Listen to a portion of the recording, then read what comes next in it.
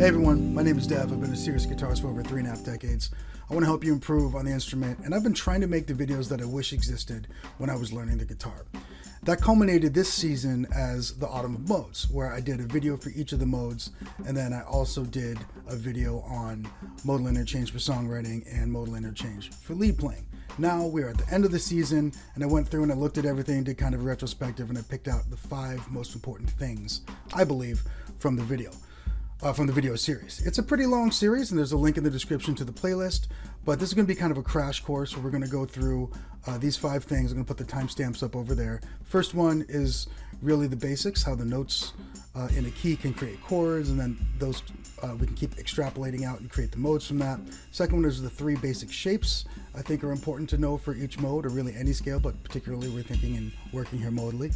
The third one, nestled right in the middle, is really kind of about the theory of, not necessarily music theory, but just the theory of how each mode creates a different mood. And that's where thinking and playing modally really becomes helpful. You know the mood that you want to create, you know the mode that is most closely related to it. You can probably use that mode in that specific situation.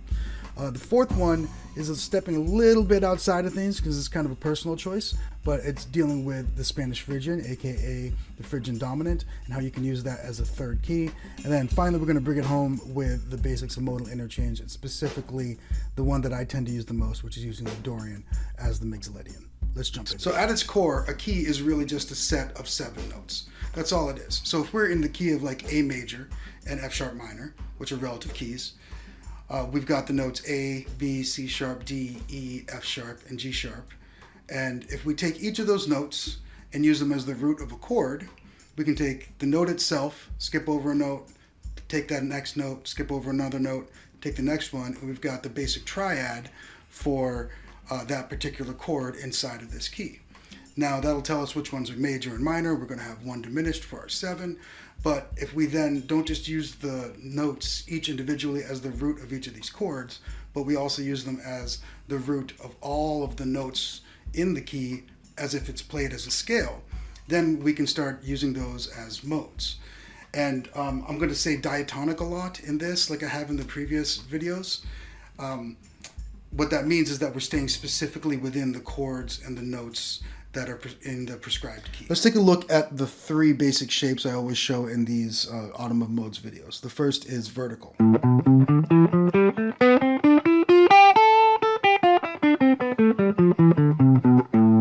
Now, that's one of my favorite shapes, and it prioritizes traversing the strings up and down over position shifts or stretches.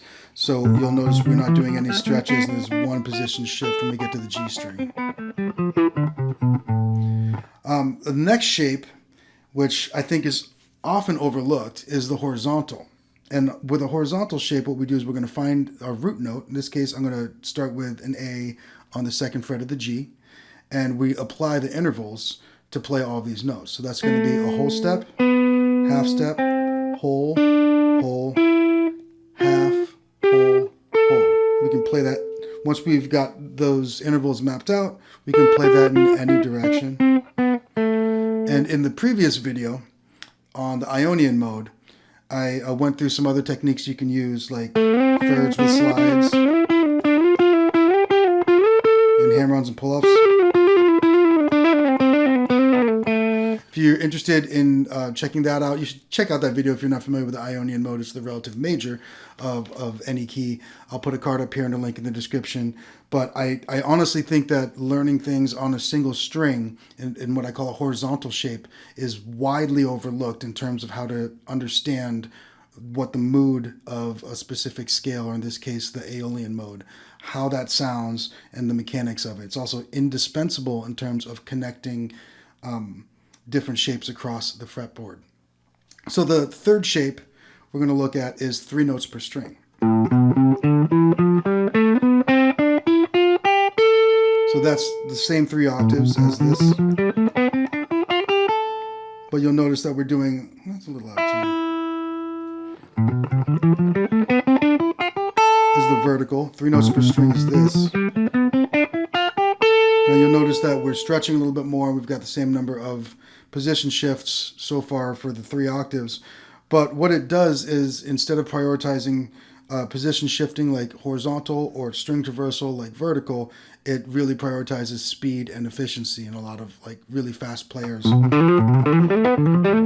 love these shapes because it allows you to work like that. Now, I'm not playing with a pick right now because I usually don't, but when you are playing with a pick, there's a lot of advantages to playing the 3-note per string pattern. Let's take a look at that also with the root on the A string. Right here, I was starting with the root on the D. You can use that same pattern with a couple changes. With the root on the A. It can be really helpful because now I've got this here, you know, and here, as well as. So I've got options in different positions on the fretboard to play this. Let's complete that the pattern with the root on the low E string. We're going to use the high E to continue the pattern, and then move up to the 5th, which is a much more natural ending note, but also will allow us to start here and use 3 notes per string to descend. And then back to the root. So if we put those together, on the chart over there, it's going to look like 4 notes per string, but we're using the lower 3 to ascend and the higher 3 to descend.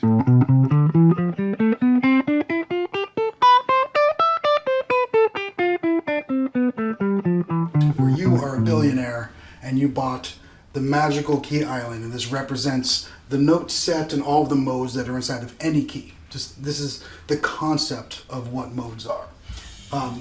So you bought this island. It's got this lovely side that has like this cliff face and has 7 dwellings built on each one of these little parts that jut out of the cliff face. Those represent the 7 notes and the 7 modes that are inside of this key.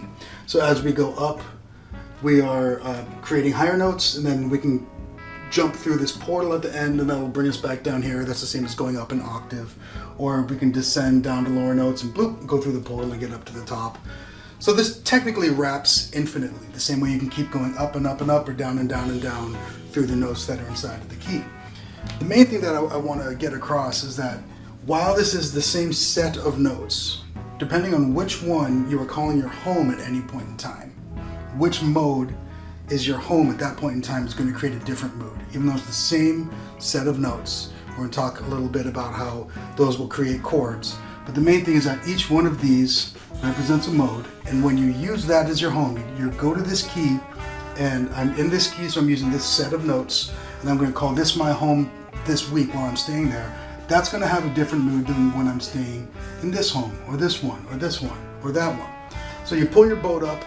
I don't know why you have a boat that looks like that if you're an eccentric billionaire, to your magical island, and you jump off on your pier, and you start at your first, I'm going to use a different color for these, your first house, and you're always starting there, and it feels pretty happy. So we're going to call that our number 1. Let's start with our 7 notes. Those are the 7 residencies on the island. In fact, I would say these are the foundations for the residencies. 1, 2, 3, 4, 5, 6, 7, 8. When we get to the 8th note, we've gone to our octave. 8, oct like octagon. Do, re, mi, fa, sol, la, ti, do. That's what we get back to a do. Deer, female deer. So for each of those, that's just the simple notes. It's just the foundations for each of the residencies. And then we'll build our houses on top of them. The happy ones will be the majors. And we can see that I'm even using the exact same bar chord shape for each of those. The minors, exact same chord, just moved up and down. And then our diminished, which is the outlier, right? That's the 7th one. Now, those houses all are the exact same house. All the majors are the same house. All the minors are the same house as one another. But they feel a little bit different because of not just the notes that are in the chord, but all of the other notes that are inside of that. So for this next bit, we're going to be in the key of D major / B minor, which I've talked about on the channel a bunch of times. And what that means is we're going to be playing in D Ionian and B Aeolian,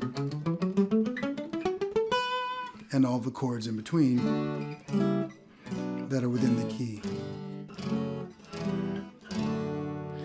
if modes are kind of new to you, check out my modes equals moods video. That'll get you through all of that in about 20 minutes. But the relative diatonic Phrygian would be F sharp in this key. And we're going to do our Spanish Phrygian or our Phrygian dominant. So we'll have this F sharp in here. And while D major is the standard happy place to go, so often in songs you'll have the happy chorus. You know, everyone wants to clap their hands to the happy chorus. Then you might have the sad, it's a sad, sad verse. It's the sad, it's the sad, sad verse. My point is that the Spanish Phrygian, it's neither of those, and it's kind of magical and interesting in its own way, especially add some rhythm to it.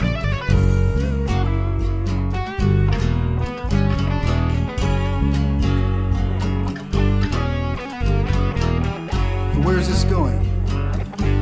It could resolve to be sad or happy, right? Let's try it with sad first.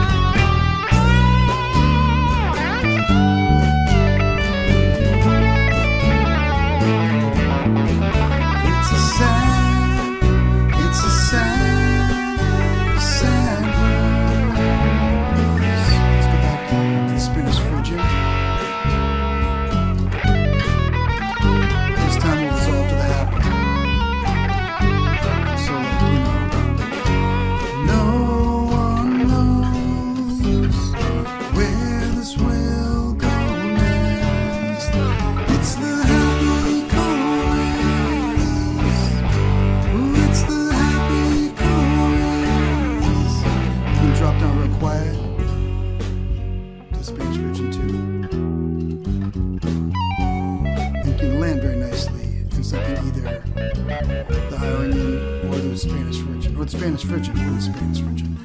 You can land either in the major or the minor, the Ionian or the Aeolian.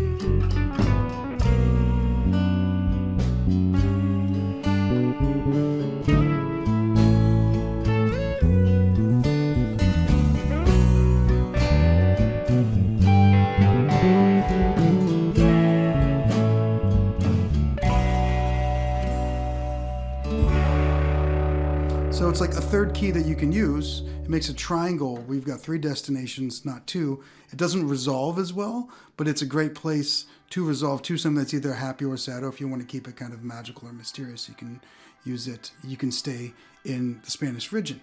Now, one of my favorite things about it is, depending on how you play the notes, like the note selection gives its own mood for sure, but depending on how you play the notes, and your phrasing and your use of different techniques like slides and bends and stuff, it can sound either more like Western classical music or Latin music or Middle Eastern Indian music. Like, you've got a place that can lead to resolving either to being sad in the Aeolian or happy in the Ionian, where you have a lot of flexibility within that like that note set to do some very fun and interesting things. So next will be in D minor.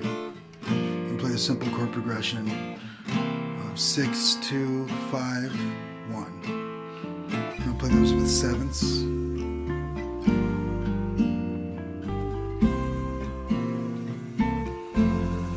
So that's diatonically D minor 7, G minor 7, C7, and F major 7. And we're going to replace that G minor 7 with a dominant 7th. And the Dorian will be replaced with the Mixolydian.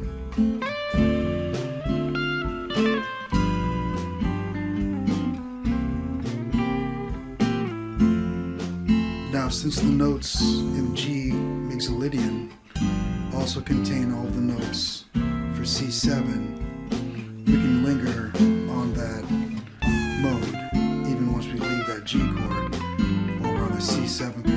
And we'll return back to the diatonic notes when we get to the minor root.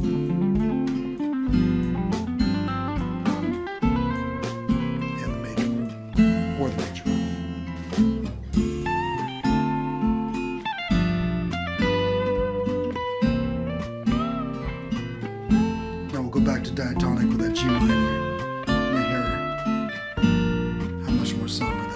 sounds a lot more serious. It does get a nice lift with the major chords after it. It seems a little bit more whimsical, I guess, with that dominant 7 in there.